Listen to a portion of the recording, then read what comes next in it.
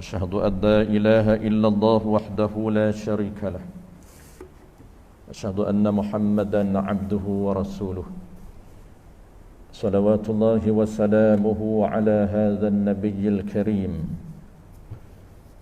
وإمام المتقين وقائد الدعاة المجاهدين وعلى آله وأصحابه أجمعين اللهم علمنا ما جهلنا وانفعنا بما علمتنا وجعلنا من المخلصين وصلى الله على سيدنا محمد وعلى آله وبارك وسلم والحمد لله رب العالمين أما بعد. Terlebih dahulu marilah sama-sama tuan-puan kita menyatakan setinggi-tinggi kesyukuran kepada Allah Subhanahu wa taala kerana dengan limpah kurniaannya kita diberikan kesempatan, kelapangan masa dan kekuatan oleh Allah Subhanahu wa taala untuk sekali lagi kita bersemuka tuan-puan setelah lama kita bercuti. Dan insyaAllah kita malam ni seperti biasa tajuk yang santai dan berkaitan dengan perkara asas di dalam protokol solat. Sebelum daripada ni tuan-puan kita bincang 13 syarat qudwah ataupun 13 terma dan syarat sah mengikut imam. Dan pada malam ini kita nak bincang tajuk yang lain sedikit, iaitu protokol berkaitan dengan sembahyang seorang diri. Sebelum daripada ni sembahyang secara berjemaah, tidak etika dia, bagaimana cara untuk kita ikut imam. Panjang kita dah bincang sebelum daripada ni. InsyaAllah akan datang kita akan ulang balik tuan-puan, recall balik. Walaupun kita dah bincang 13 sebelum daripada ni, tetapi dari segi praktikal tu biasalah. Orang panggil tetap kita akan terkadang termiss, terlupa setiap gerak-geri kita. Bila kita nak mula bergerak, nak follow imam, terkadang kita terlupa. Imam masih belum sempurna sujud, kita dah mula bergerak. Walaupun kita tahu, terkadang kita terlupa. Itu biasa. Dengan syarat kita kena tahu dulu. Dia ada etika dia yang telah kita bincang. Bila nak mula bergerak, dia ada hukum di situ, ada implikasi hukum. Hukum makruh, ada hukum yang sunnah, dan ada hukum yang haram. Ada hukum yang kita telah bincang sebelum daripada ni, insyaAllah pada bila-bila masa kita akan recall balik, ulang balik. Malam ni tuan-puan kita nak bincang berkaitan dengan tajuk yang asas, back to basic balik di dalam protokol mendirikan solat. Ada dua komponen peraturan solat. 13 rukun tu tuan-puan, 13 rukun ni dia panggil 13 juzuk sembahyang. Rukun ini dia merujuk kepada orang panggil salah satu daripada juzuk sembahyang. Salah satu daripada diri sembahyang. Nah, hukumkan sembahyang itu mesti komplit 13 diri, 13 juzuk. Cukup komponen dia baru dinamakan sembahyang. Jadi yang kita nak bincang tuan-puan, dia bukan kira cukup 13, tetapi dia kira kesempurnaan pelaksanaan 13 juzuk daripada diri sembahyang itu mesti cukup dan sempurna. Terkadang kita buat 13, tetapi dari segi kesempurnaannya tak sempurna pelaksanaan rukun itu. Itu tidak diambil kira di sisi syarak, dianggap sebagai tidak sah.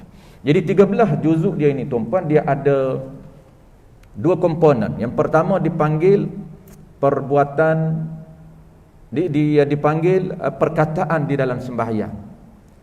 Protokol berkaitan dengan cara untuk kita bercakap, cara untuk kita bertutur, cara untuk kita baca. Ada 5 sahaja. Yang selebihnya adalah sunat ab'ad dan sunat hai'ah. Yang kita fokus ni ialah rukun, bukan sunat ab'ad dan bukan sunat hai'ah.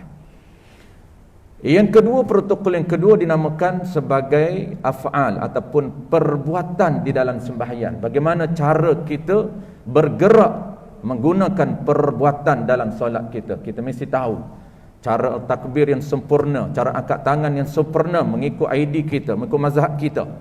Terkadang kita buat protokol itu mengikut mazhab Hanafi, kadang-kadang kita buat mengikut Maliki, bukan ikut afdal mazhab kita Al-Imam Syafi'i. Dia berbeza, yang selalu kita dah sebut sebelum daripada ni.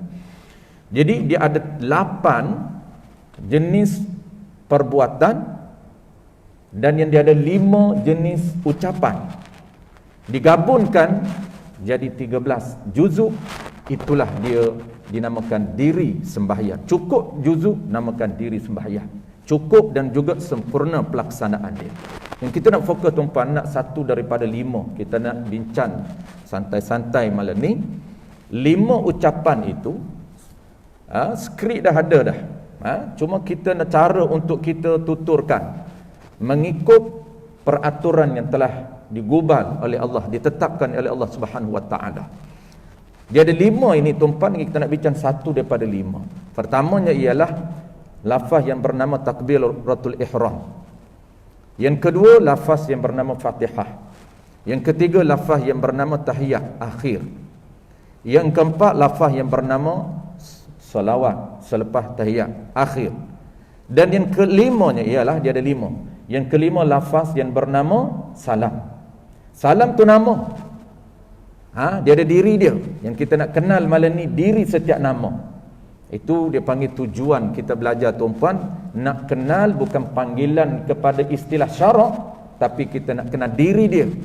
Diri salat yang kita nak kenal. Kenapa? Implementnya, pelaksanaannya diri. Salam tuan-puan, kita nak ucap salam, nak beri salam kepada orang, sunat memberi salam, menjawabnya wajib. Tapi diri salam yang macam mana yang kita nak berikan. Salam itu nama kepada dirinya yang kita ucap assalamualaikum warahmatullahi, itu diri yang sunat. Itulah diri dia. Ada penama kepada diri itu dinamakan salamun. Begitu malam ni kita tuan-puan, begitu juga malam ni kita nak bincang satu daripada 5, iaitu lafaz yang bernama takbiratul ihram. Bagaimana cara untuk kita menuturkan takbir ini dengan tepat mengikut peraturan yang telah ditetapkan oleh Allah Subhanahu Wa Taala. Di dalam kitab Hidayatus Sibyan dan di dalam kitab Sulamus Sibyan jilid yang pertama, dia membincangkan secara detail ada 21 peraturan dan apa panggil syarat dan peraturan untuk kita menuturkan perkataan ini ketika mana kita bertemu ataupun berhadapan dengan Allah Subhanahu Wa Taala. Ini dia panggil protokol tuan-puan, dari segi ucapan, bukan dari segi gerak-geri kita. Jadi kita nak bincang 3 sahaja daripada 21. 3 daripada 21. Kita dah ucap sebelum daripada ni tuan-puan, cuma kita nak polish sahaja. Kita dah buat sebelum daripada ni, cuma kita nak polish.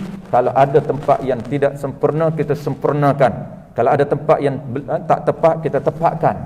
Dan ada tempat yang tak betul, kita betulkan. Itu target dan tujuan kita recall balik, ulang kaji balik benda-benda yang basic ini, kerana dia memberi kesan yang besar di dalam ibadat kita. Walaupun nampak sahaja basic, tapi basic ini merupakan tunjang kepada ibadat kita, menentukan sah atau batal, dan menentukan sama ada bonus ataupun tidak setiap perbuatan dan perkataan kita dalam salat. Dan target kita selalu kita sebut, jangan kita buat semata-mata untuk lepas tanggungjawab, tapi pastikan kita buat ibadat ini, ibadat solat yang paling besar di sisi Allah Ta'ala ini, pastikan diterima oleh Allah Ta'ala, dan pastikan ada bayaran yang luar biasa. Bukan bayaran biasa saja, ada bonusnya yang kita panggil ada pahala afdalnya, ada pahala sunatnya. Yang tu yang kita nak, kenapa kita belajar. 3 ni tuan-puan, satu daripada 3 cara kita menuturkan lafaz yang bernama takbiratul ihram. Takbiratul ihram tu nama dia. Dalam solat dia ada 2 nama saja takbir. Ada 2 jenis takbir dalam solat. Dan dia ada fungsi dia. Tapi kalau kita tak tahu fungsi pun okeylah. Yang penting pelaksanaan tu betul. Dia panggil illah dia. Dia ada rahsia kenapa Allah syariatkan 2 jenis takbir dalam solat ini. Ada syariat, ada dia panggil ada hikmah, ada rahsia dia. Pertama, nama takbir dalam solat ialah takbiratul ihram, nama. Apabila lepas saja takbir yang menharam, nama dia saja tuan-puan, takbir yang menharamkan. Terjemahan dia takbiratul ihram, terjemahan dianya ialah takbir yang mengharamkan segala perbuatan yang halal sebelum takbir. Sebelum takbir kita boleh bercakap, tak haram cakap sebelum takbir. Boleh makan sebelum takbir, boleh bergerak lebih 3 kali boleh sebelum takbir. Tetapi selepas daripada takbir, Allah mengharamkan segala perbuatan yang selain daripada perbuatan salat. Selepas daripada takbir, Allah mengharamkan segala perkataan yang bukan perkataan di dalam salat. Itu rahsia kenapa nama takbiratul ihram. Kita bukan nak tahu rahsia. Kita nak tahu dari segi penuturan, percakapan, ucapannya menepati dengan kehendak Allah Subhanahu Wa Taala. Tu orang panggil belajar protokol menghadap Allah. Kalau nak menghadap raja pun tuan-puan, berminggu-minggu kita kena masuk kursus. Nak pergi ambil pingat, nak akad tangan macam mana, nak bergerak cara berjalan depan raja macam mana, cara nak sembah. Cara nak sembah. Apa dia? Berlatih. Ampun tuanku, hak tu pun tak reti tak? Kena berlatih. Ampun tuanku beribu-ribu kali ampun. Tersilap, murka raja. Sanggup kita berlatih. Sebab apa? Sebab kita nampak raja tu. Yang Allah Ta'ala ni buat cakna, buat tak cakna. Sebab tak nampak. Dia tu sejauh mana keimanan kita dengan Allah Ta'ala, begitulah action kita, perbuatan kita. Orang yang rasa excited nak cari ilmu tentang protokol menghadap Allah, kenapa? Kerana dia tahu, dia beriman kepada Allah. Nak menghadap ni dia rasa perasaan dia, Allah tengok, Allah dengar apa ucapan dia, Allah dia perhati gerak-geri dia dalam solat. Tu dia cakna dan ambil tahu tentang ilmu. Pertamanya tuan-puan, etika pertama, syarat pertama, jangan ketika menuturkan Allahu Akbar. Lupa satu lagi tuan-puan, takbir yang kedua. Dia ada dua takbir saja dalam solat. Takbir yang kedua nama dia ialah takbir intiqalat. Dia ada rahsia dia juga. Apa makna takbir intiqalat? Takbir diucapkan ataupun disyariatkan ketika mana untuk berpindahnya satu rukun ke rukun lain, Allah syariatkan takbir Allahu Akbar. Nama takbir ini bukan takbiratul ihram, nama dia ialah takbir intiqalat. Tapi orang kita ni tuan mudah saja, dia buh nama takbir semua. Memang betul takbir semua, nama belakang tu hilang. Yang ni takbiratul ihram, yang ni takbir intiqalat. Tu tak bincang takbir raya lagi. Ada nama dia jenis nama dia pula. Tapi kita orang Melayu panggil takbir raya je. Takbir dalam solat pun dia panggil takbir, takbir raya pun dia panggil takbir. Takbir intiqalat ni tuan-puan, syariat dia, Allah Ta'ala mensyariatkan ketika mana kita nak berpindah daripada rukun ke rukun yang lain, ada suara yang disyariatkan. Suara apa? Suara takbir Allahu Akbar. Sami Allahu liman hamidah, kembali. Kemudian Allah balik, Allahu Akbar, nak sujud. Nak bangkit daripada sujud, Allahu Akbar. Rahsia dia apa tuan-puan? Dia ada rahsia dia. Rahsia dia salah satunya ialah sebagai isyarat kepada makmum bahawasanya iman dah berpindah kepada rukun yang lain. Sebab itu ada etika dia. Bila makmum nak mula bergerak, kita boleh berpandukan kepada suara imam. Kerana ada tujuan yang Allah syariatkan takbir ini. Tujuan dianya pastikan bahawa makmum tahu bahawasanya imam dah sampai ke rukun yang lain. Apabila imam sampai ke sujud, daripada dia berdiri Allahu Akbar, bermakna dia dah sampai tempat sujud dia. Ketika itu mesej apa yang imam nak mesej, nak bagi hantar mesej kepada makmum, makmum boleh mula bergerak. Itu dipanggil follow, dipanggil ikut. Dia tak panggil serentak. Dan apabila imam sujud sempurna, kita mula bergerak, kita mula imam bar, kita imam bar, kita Itu dia punya formula yang simple untuk cara kita bergerak. Mula bergerak bila kita nak follow imam. Baik, saya tuan-puan, kita terus kepada satu daripada 3 syarat mengucapkan lafaz yang bernama takbiratul ihram. Nama takbiratul ihram diri dia ada 8 huruf, 2 kalimah. Alif lan ha, alif kaf ba ra. Gabung 2 kalimah. Satu demi satu huruf ada 8 huruf. Alif lam lan ha, alif kaf ba ra. Digabungkan jadi 2 kalimah. Itu diri. Satu-satu itu dipanggil juzuk dia. Alif satu juzuk daripada takbir, tak boleh hilangkan alif. Tinggal 7 huruf tak dinamakan takbir. Kenapa? Kerana tak lengkap diri dia. Kita mesti lengkapkan diri dia. Alif lam lan ha, alif kaf ba ra. Sebut mesti 8 huruf, jangan tambah, jangan kurang. Tu dia kena tepat betul. Jangan tambah, jangan kurang. Sebut pula betul mengikut makhraj. Jangan bertukar sebutan. Jangan sebut kaf jadi qaf. Allahu akbar. Allahu akbar. Cukup 8 tapi bertukar huruf. Cukup 8 tapi bertukar huruf tak boleh. Ataupun tak cukup huruf. Tak cukup huruf. Allahu asalnya Allahu akbar. Ada a. Tapi dia Allahu akbar, tak sah, tak cukup huruf. Allahu akbar, tak sah. Mudah saja. Basicnya pastikan cukup diri dia, jangan kurang, jangan terlebih, dan juga pastikan sebutannya betul mengikut makhraj, cara sebutan, cara keluar huruf dengan betul. Jangan bertukar huruf lain. Baik. Sebab itulah tuan-tuan, etikap atau syarat pertama, tidak boleh dimakan huruf hamzah. Ini biasa terkadang orang terlebih. Tidak boleh dibaca huruf hamzah ini dipanjangkan. Kenapa? Kerana dia akan menjadi bertambah huruf. Kalau dipanjangkan jadi hamzah wasal, jadi hamzah istifham. Macam mana contoh tuan-tuan? Allahu akbar, Allahu akbar. Tu dia panjangkan. Apabila dipanjangkan, dia bertukar. Jadi apa? Jadi hamzah istifham dengan makna adakah Allah itu maha besar? Bertukar makna dia. Tidak sah.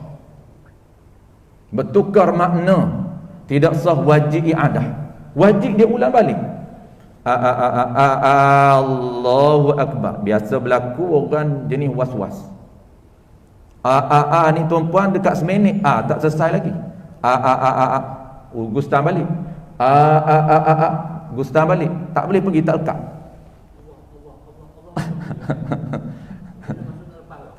Masuk gear pertama, tak boleh pergi gear kedua. Allah, Allah, Allah, Allah. Tak masuk lagi bak. Bila bak ni? Allah, Allah, Allah, Allah. Allah, Allah, Allah, terkejut. Allah, Allah, Allah, akbar. Allah, Allah, Allah, Allahu akbar. Tu jadi.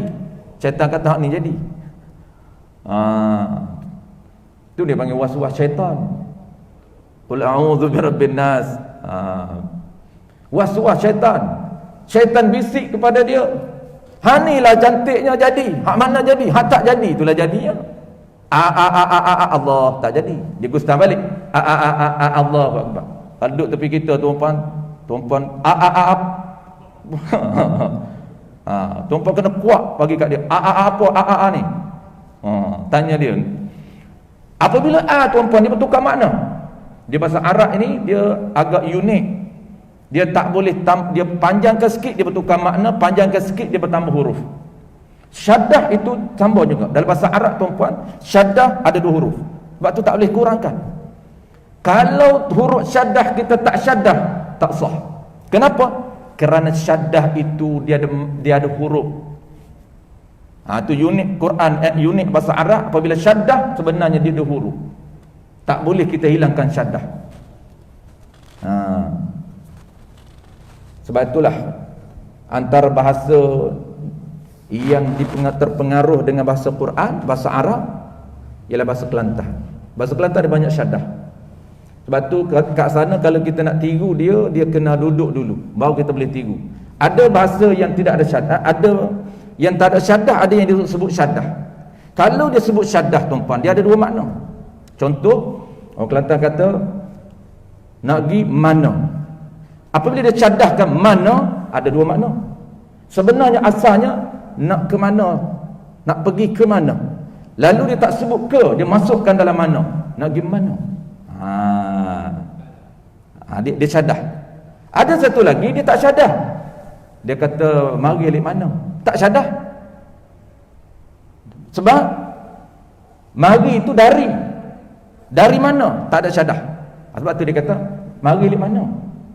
Dia tak boleh tiru, tak boleh kata mari alik mana. Tak kena. Tu dia ada syaddah itu menunjukkan 2 makna. Molek lain.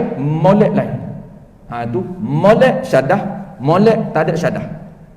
Itu orang sana, dia bahasa asal dia itu banyak dipengaruhi oleh bahasa Quran. Begitu juga kita, Assalamualaikum, jangan hilangkan syadah. Jangan kata Assalamualaikum. Lebih teruk lagi, Assalamualaikum tu teruk sangat tuan-puan. Assalamualaikum tu teruk sangat, banyak sangat gugur. Ni gugur biasa je satu, jangan biasa-biasa pun tak pakai juga. Assalamualaikum, Assalamualaikum, dihilangkan syadah, tak sah. Apatah lagi kita kata Assalamualaikum, alif lam hilang, Assalamualaikum saja, alif lam tak ada, syadah pun tak ada, maka tidak sah, tidak boleh dinamakan salam. Baik, satu settle tuan-puan. Yang pertama, tidak dibenarkan ataupun tidak boleh memanjangkan huruf alif ataupun huruf hamzah pada bacaan ataupun pada skrip Allahu Akbar. Allahu Akbar itu skrip. Ya. Okey, cantik cikgu. Ini yang nombor 2. Nombor 2 cikgu tanya. Yang kedua, tidak dibenarkan menambah huruf alif pada bar di belakang. Tak dibenarkan tambah. Sebab tu asas saya sebut tadi di awal, basicnya skrip ini, bacaan Allahu Akbar ini, jangan kurang huruf, jangan tambah huruf. Kalau kita tambah huruf alif pada bar di belakang, tak sah, wajib i'adah balik. Dan kalau dia tahulah makna haram, lagi pula hukum dia kufur, janganlah kita buat. Kalau dia tahu, dia tak akan buat. Dia makna dia tumpan, dia bertukar makna. Asal dia Allahu Akbar, Allah Maha Besar. Besar itu dari sudut pangkat, bukan besar fizikal dia, tidak. Besar itu pangkat dan daulah dia. Sebab itu Allah ni ada kedaulatan. Kedaulatan itu refer kepada power dia. Sebab itu raja, ada raja yang tidak ada daulah. Raja tak ada daulah, orang tak bahasa kita, bahasa kasar, tak hormat lah tuan-puan. Orang tak kata ampun tuanku kalau dia tak ada daulah. Banyak raja, saya dulu, classmate saya dulu tuan-puan, orang Pasir Mas. Saya sekolah dulu di Pasir Mas. Classmate saya ada 3 orang raja. Tapi raja yang tidak ada daulah. Memang keturunan dia raja betul. Raja yang tidak ada daulah. Ada kawan saya Tengku. Tengku Solihim nama dia.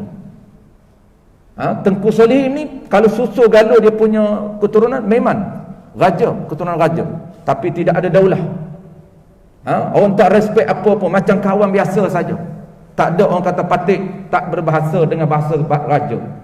Kita panggil bahasa kita saja. Kenapa? Kerana dia tidak ada daulah.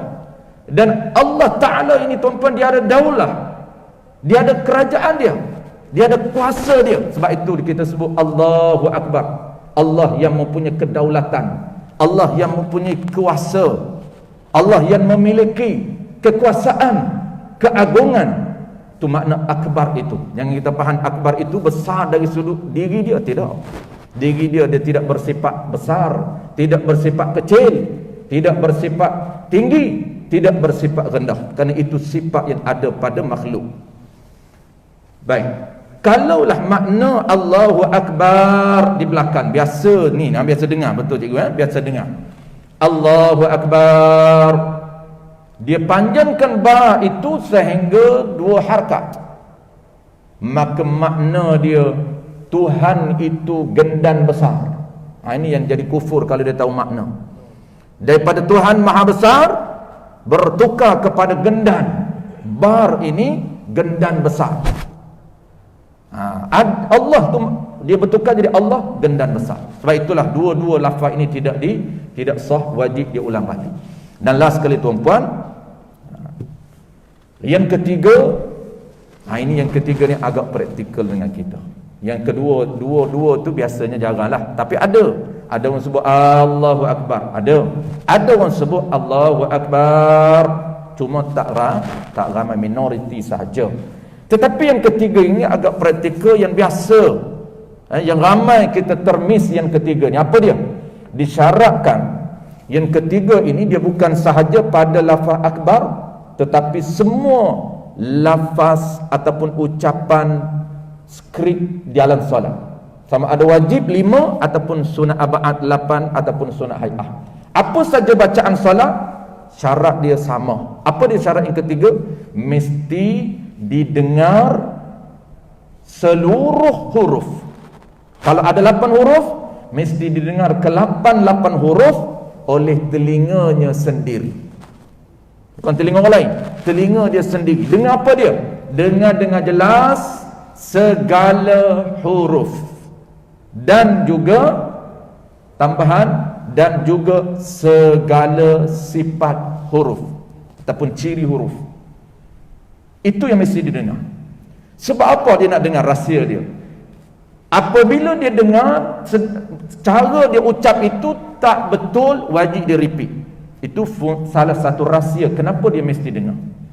Syariatnya wajib didengar.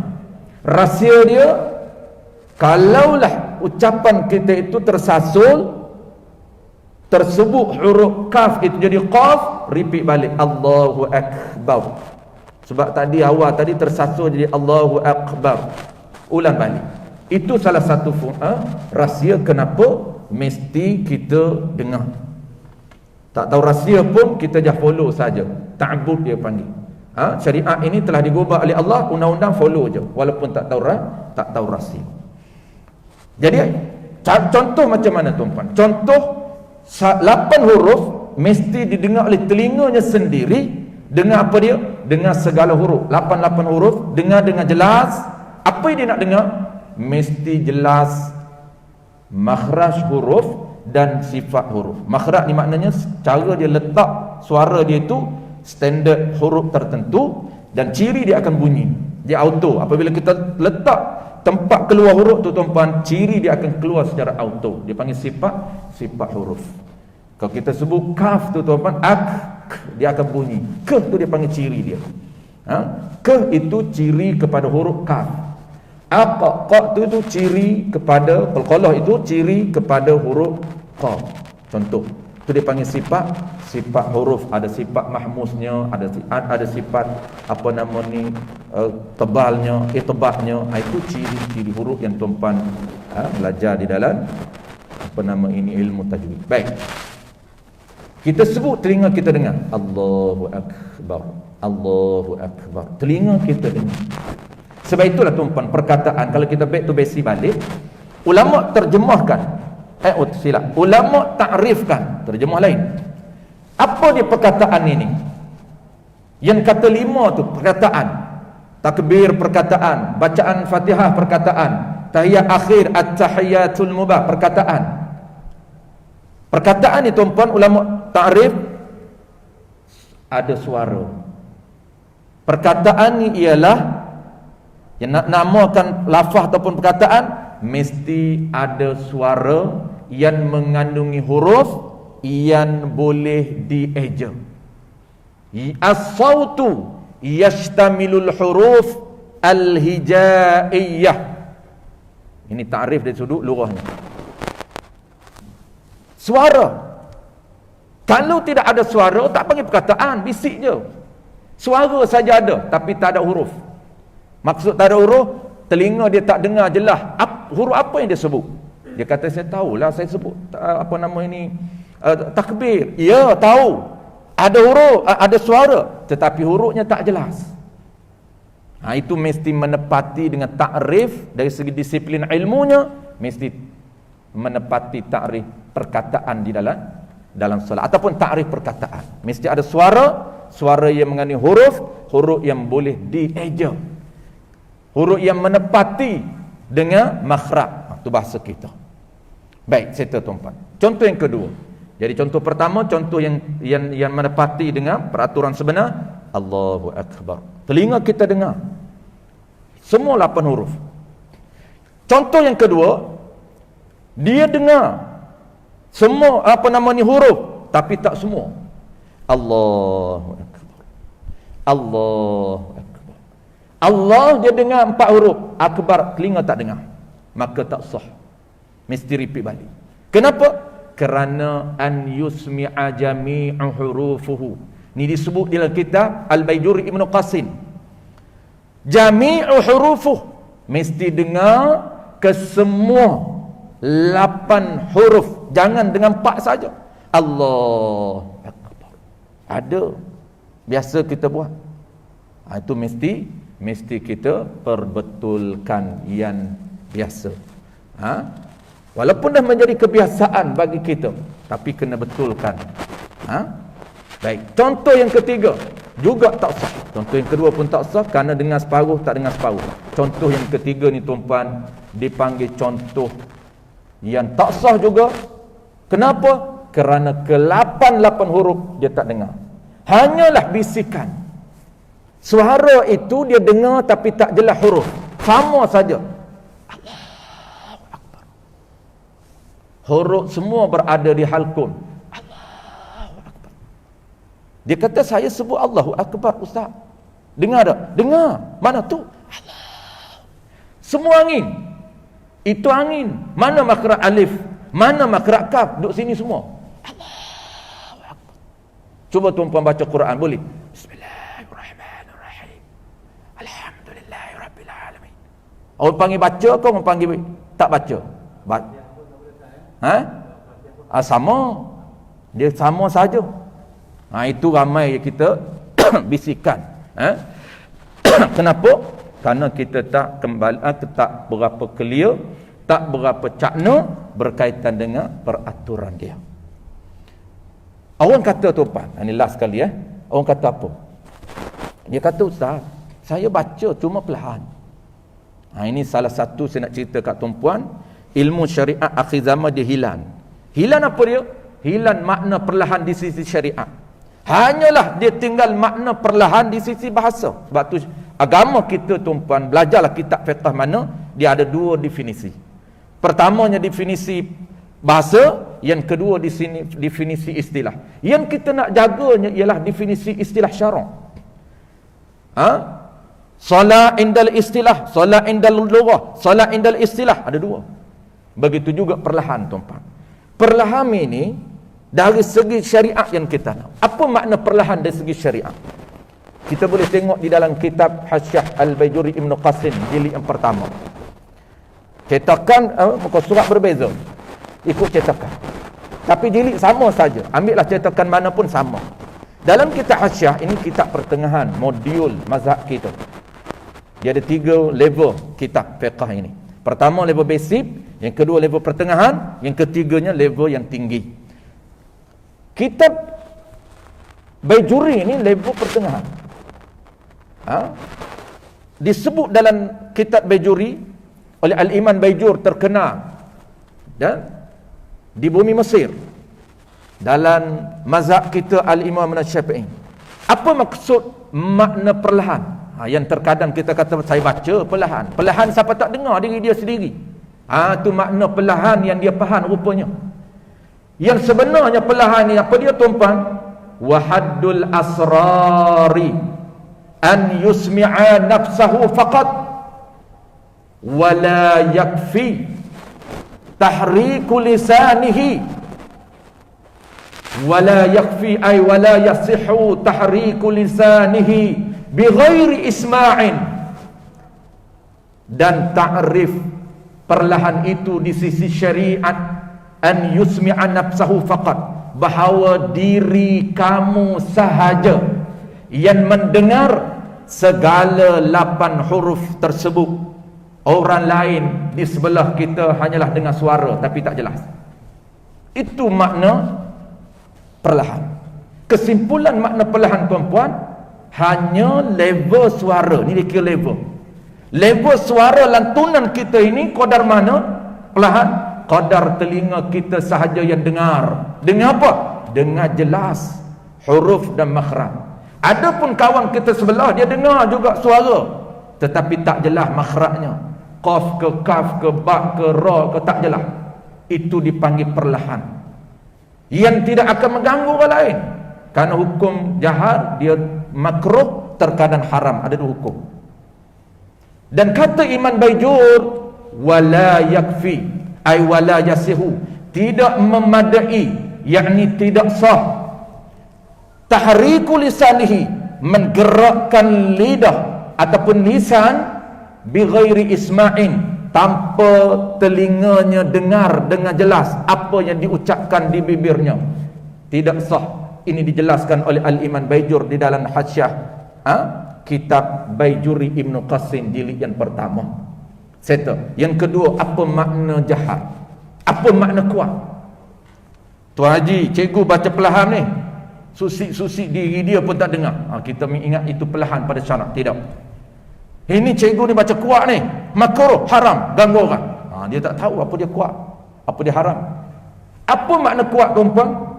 Kuat ini disebut oleh Al-Imam Baijur di kitab yang sama, wahaddul jahri an yazida ala isma'in. Makna kuat itu an yazida ala isma'in bihaitsu yusmi'a nafsahu man biqarbin, bahawa kamu melebihkan lantunan suara kamu. Lebih daripada apa? Lebih daripada didengar oleh diri kamu sendiri, bihaitsu, sekira-kira yusmi'a man biqarbih, sekira-kira seorang yang berada berhampiran dengan kamu boleh mendengar dengan jelas lantunan suara kamu, itu dipanggil kuat. Hukumnya tuan-tuan makruh kalau tak ganggu dia. Yang kedua, haram kalau ganggu khusyuk dia.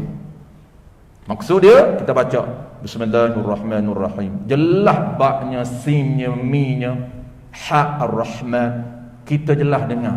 Itu hukum dia makruh. Tetapi jangan nak jaga makruh ni sampai diri dia tak dengar, itu tak sah. Itu tak sah. Baik, itulah dia tuan-tuan. Mudah-mudahan back to basic pada malam ini memberikan benefit kepada kita, manfaat kepada kita, untuk kita apa? Untuk kita perbetulkan yang mana kurang tepat, yang mana kurang betul kita betulkan, yang mana tak tepat kita tepatkan, yang mana tak perfect kita perfectkan. Ini kenapa? Kerana protokol solat ini sangat penting untuk kita menjana pahala dengan ibadat yang sangat lumayan, pahala sangat besar pahala, kerana tidak ada ibadat lain yang paling besar di sisi Allah selain daripada akidah dia ialah solat dia. Sebab itulah kenapa kita sangat pentingkan back to basic ini, untuk membantu kita semua pastikan ibadat kita diterima oleh Allah, dan ibadat kita ada reward, ada pahala di sisi Allah Subhanahu wa taala. Dan pahala bukan pahala sah sahaja, yang kita nak ialah pahala yang afdal. InsyaAllah lain kali kita akan sebut apa dia, setiap perbuatan itu afdal, dan apa dia perkataan, tiap perkataan itu afdal, wallahu a'lam. InsyaAllah tuan-tuan, kalau ada soalan simpan bulan depan, kerana kita baru-baru mula ni, kita tak boleh nak tarik gear sampai gear 5 lagi. Biasa kita bedah juga sampai 8.30, 8.40. Jadi permulaan ni kita mula dulu slow. Gear 2 pun cikgu cakap. Gear 5 tu 8.40 baru berhenti. InsyaAllah bulan tahun depan lah tuan-tuan. Tahun depan kita dah tak lama dah nak masuk tahun baru. Mudah-mudahan kita dipanjangkan umur, diberi kebaikan dan diberikan keberkatan oleh Allah Subhanahu wa taala. Bismillahirrahmanirrahim. Alhamdulillahirabbil alamin. Wassalatu wassalamu ala asyrafil anbiya'i wal mursalin wa ala alihi wa ashabihi ajma'in. Allahumma faqihna fid din wa 'allimna ta'wil wa ja'alna minal ulama'il 'amilin waj'alna minal mukhlisin. Wa sallallahu ala sayyidina Muhammadin wa ala alihi wa baraka wa sallam. Walhamdulillahi rabbil alamin.